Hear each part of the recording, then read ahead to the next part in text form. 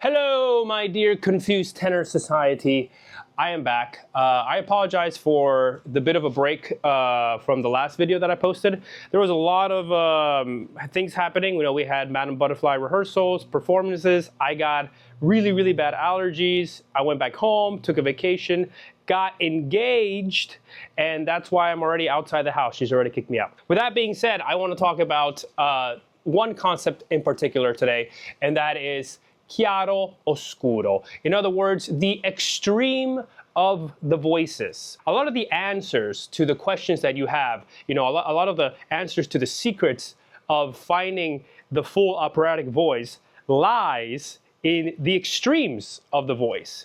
And there is no better example in extremes of the voice, at least for me, than cartoons. If you think about it, cartoons, they're funny, giggly, goofy types of voices and sounds that the voice actors have to make to give a cartoon this out of this world exaggerated personality. In order to do that, the voice actors have to go to the extreme of their voices. If you were to imitate these types of sound, you would probably think it's funny, it's goofy, it's nonsensical. But I discovered a lot of my voice and what works and what doesn't work because I went to the extremes of these sort of cartoon over-exaggerated sounds. And once I felt the sensation of those extremes, then I worked myself up into a balanced sound. But I discovered a lot in my journey there. And today's topic, I want to talk about the extremes of chiaro and oscuro. And the cartoon that comes in mind is no other than the popular SpongeBob SquarePants. I'm sure most of you guys have heard of SpongeBob SquarePants. Either you watched it, you grew up with it as a kid, or you have kids of your own that watched it. And what's funny about this cartoon is that there are two characters in specific that emulate the extremes of chiaroscuro. First, you have SpongeBob. And if you've never watched SpongeBob and you don't know what SpongeBob sounds like, here is an example.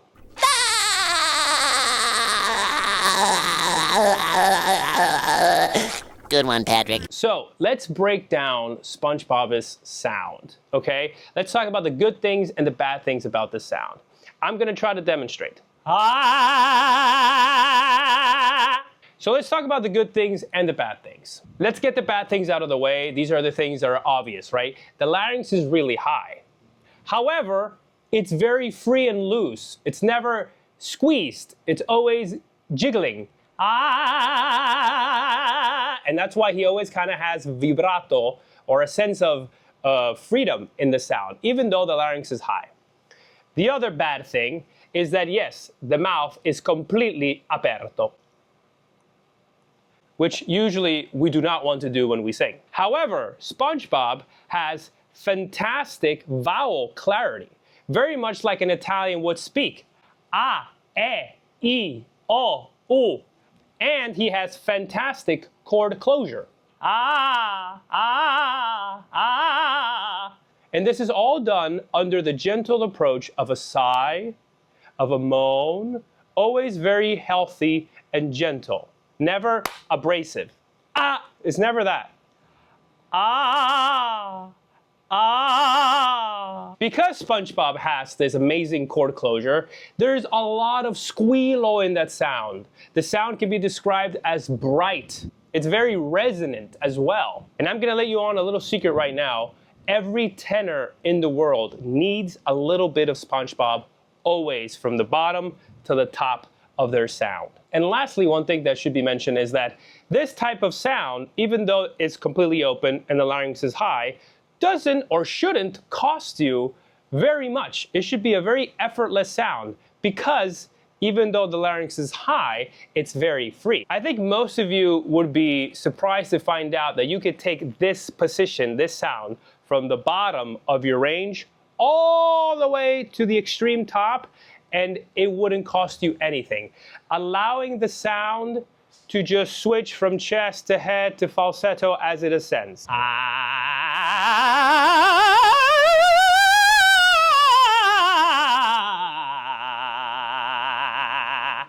There's a sense of freedom. Yes, I understand. The sound is very goofy and it's not pretty, it's very wild and open. But we went from the lowest to the highest of our range with very, very little to no effort. It shouldn't feel pushed, it shouldn't feel shoved, it shouldn't feel forced. It's very close to that falsetto quality, as if we were just going from low to high to low in a falsetto, kind of like a siren. Woo! Ah!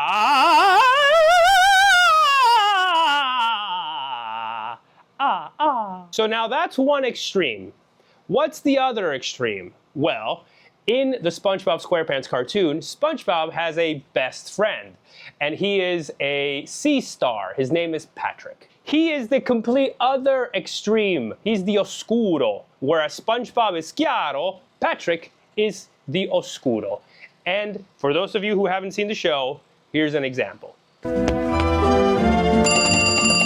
Is this the Krusty Krab? No, this is Patrick.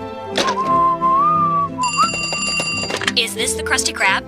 No, this is Patrick. So, Patrick, very much the yawn position quality, right?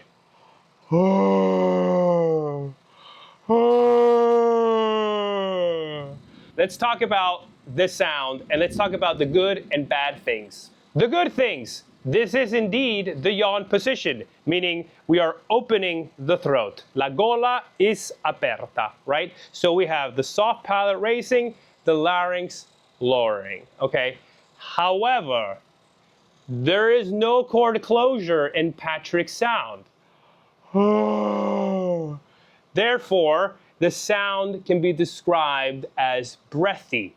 It can be described as too much air flowing from the chords. Since there is no chord closure, too much air is escaping through the chords, giving it a very breathy quality. Literally what happens when we yawn.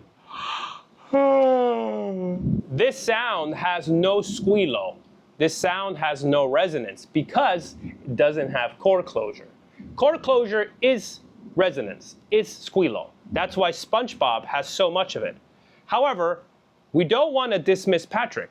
Patrick has one of the key elements of the operatic voice, which is the open throat, the lowering of the larynx, and the space. Now, before continuing, I want to let people know in this very important fact, okay? I use a lot the method of yawning. A lot of other teachers also use the yawning as an example because it's a universal thing that all humans do. We all yawn when we're tired or when we're sleepy. And so it's a very easy way for a teacher to transmit to a student how to lower their larynx and how to raise their palate. In other words, how to open the throat. They just say, yawn. However, I am realizing as well that the more that I sing, the more it's not so much this idea of yawning, whereas the inflection or the motivation is downwards. It's never downwards. This can cause laryngeal compression. And a lot of people get stuck in this sound where the larynx is low, but it's not free. It's stuck. It's muscularly forced, compressed downwards. And then all the vowels, the entire sound gets stuck downwards. It's very hard to find vocal chord closure in this position, and it's very hard to sound like an Italian singer when everything is thought of downwards, as in a yawn position. For me now, I try to describe it more, if anything, kind of like a snore, whereas I actually tend to connect more or relate to the correct idea of building this vertical column of space as if you were snoring. The idea is not for it to be nasal, for the sound to, or feel like the space or the sound should be in your nose or shoved in your nose. Never. The idea is to create this elevation, this space, but that it has a certain height, it has a certain verticality in it. This column of space should be tall, should be vertical, never downwards, but if not upwards. Almost like an internal smile as well. And that's why you have a lot of great singers, such as Salvatore Fisichella as well, and Mario del Monaco, Björling, who always have this sort of internal smile. Nikolai Gedda always kind of had this internal smile where he's always showing teeth.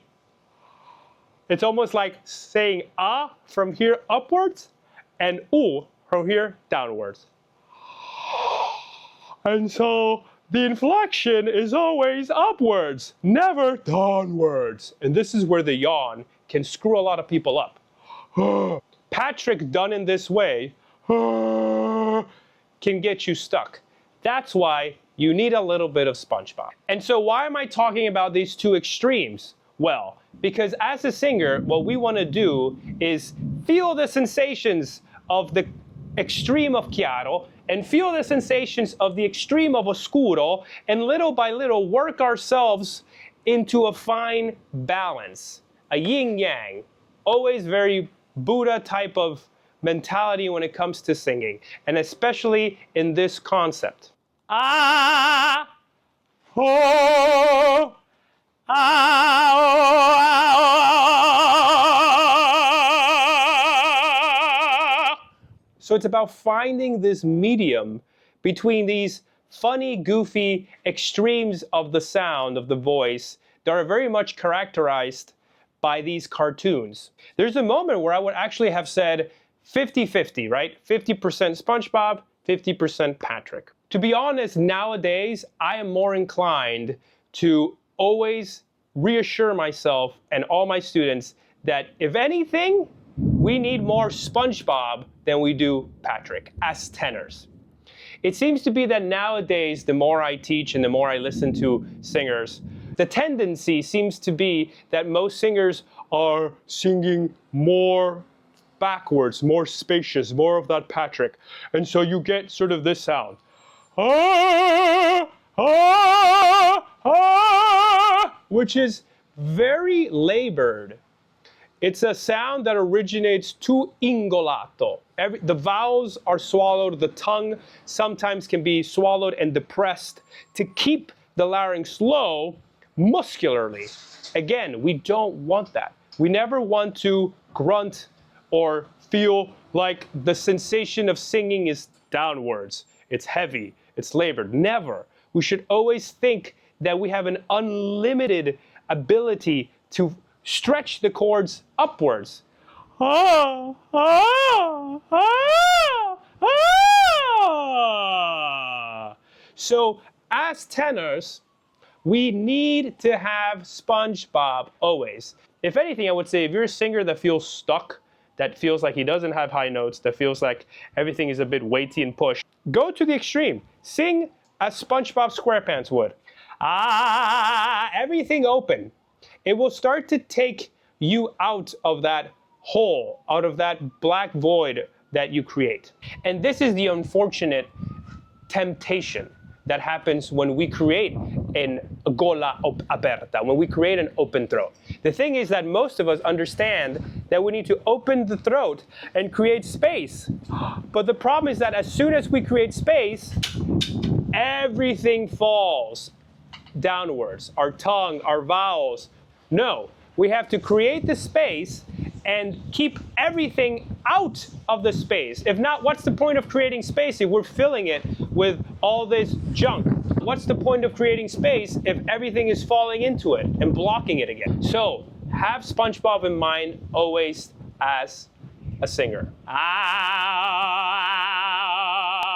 ah, ah. You have to have elements of both, but always driven through the buzz, the squealo, the resonance of a SpongeBob-y sound. Simply put, follow the buzz. When we do a correct resonant sound, we feel the buzz a little bit. Our head can sometimes feel like it's vibrating. And this usually happens because our vowel is clear, we're singing sul fiato, and we have great chord closure. Ah, ah, ah, ah. That's why if you look at any masterclass with someone like Salvatore Fisichella, all he usually does with his students is have them do glottal attacks and clear vowel phonation. Ah, ah, ah, ah, ah, ah, ah. So that it's never ah, ah, ah, ah, ah. That's not an ah. That's not an ah like an Italian would say an ah. You have to think like a native Italian. Sometimes do the stereotypical Italian. Ciao, che cosa fai? Va bene? Ah, perfetto. You have to be very much in this sort of dental, focused clarity of the vowel. And it's always, again, in this approach of gentleness, this approach of this sighing, this moaning. Ah, ah, ah. The problem is when I tell people to do chord closure, to be like an Italian, they overdo it. Ah, ah, ah. No, no, that's too grunty. You don't need that much. Ah, ah, e. Use the example of SpongeBob and Patrick to find your perfect balance. This is one of my kids' little toys, and it describes perfectly the function of the vocal cords as we ascend when we sing. The vocal cords are very flimsy, they're very rubbery and flexible by nature. As we ascend, we need to allow them to stretch and thin. And as we descend, they can go back to their resting normal state.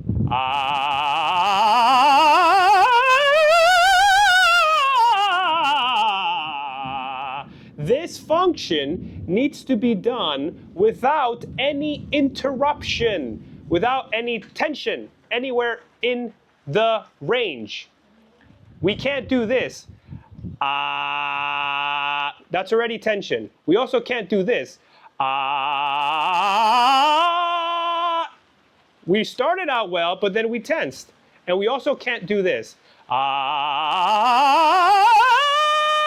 We were almost there, but we tensed again. No, we have to allow the voice to stretch and thin without any muscular conflict, without any muscular interaction, without us getting in the way.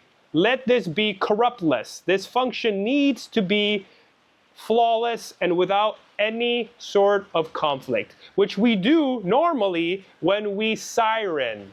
Woo!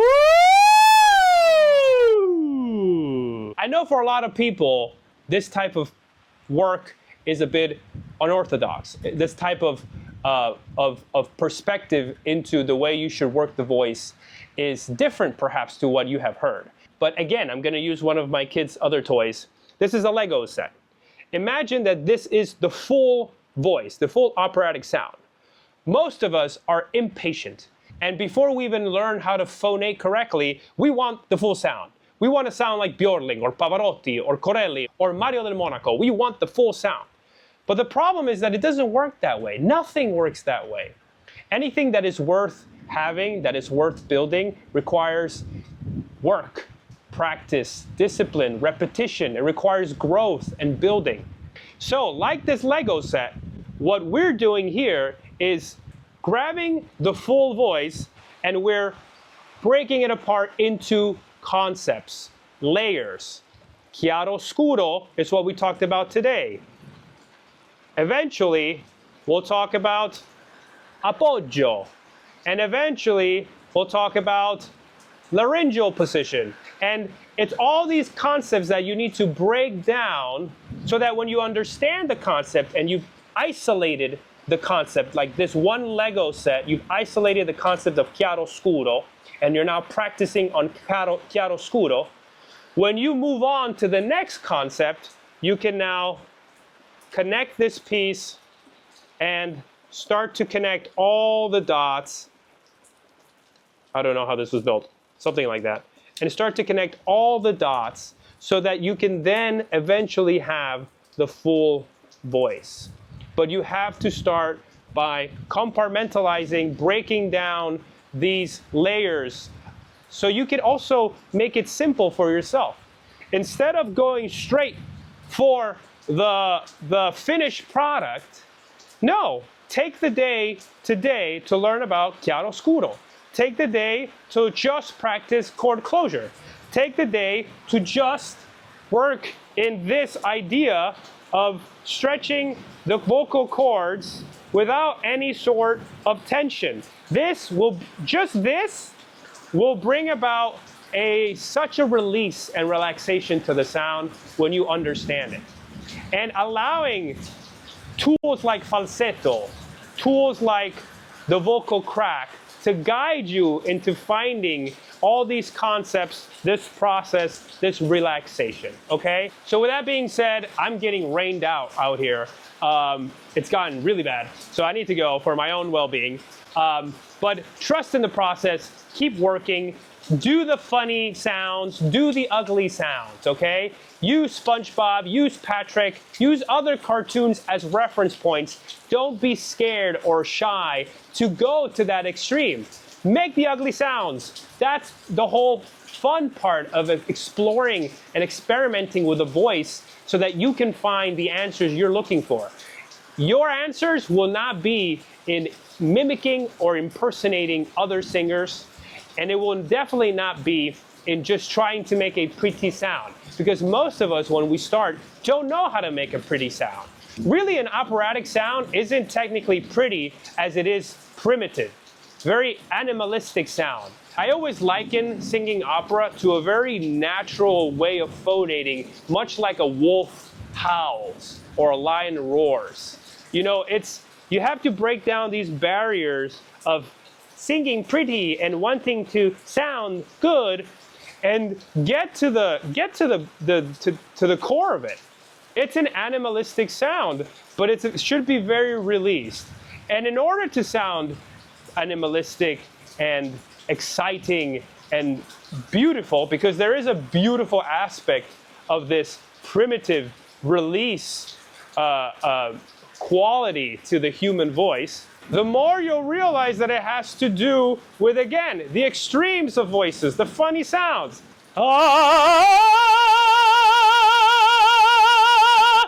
When you start approaching working the voice in this manner, your possibilities are limitless. When you tell yourself, I need to sound like this, I need to make a pretty sound, I want to sound like Mario del Monaco, I want to sound like Caruso, you start to put barriers in your learning abilities and in your abilities to explore your voice to the fullest. Because again, your voice is different than mine, which is different than Pavarotti's, Del Monaco's, Corelli's. It's different to all these other singers. Yes, we're doing the same basic functions when it comes to technicality, but in the end, you need to find it on your own. And the way you're gonna find it is by going to these extremes.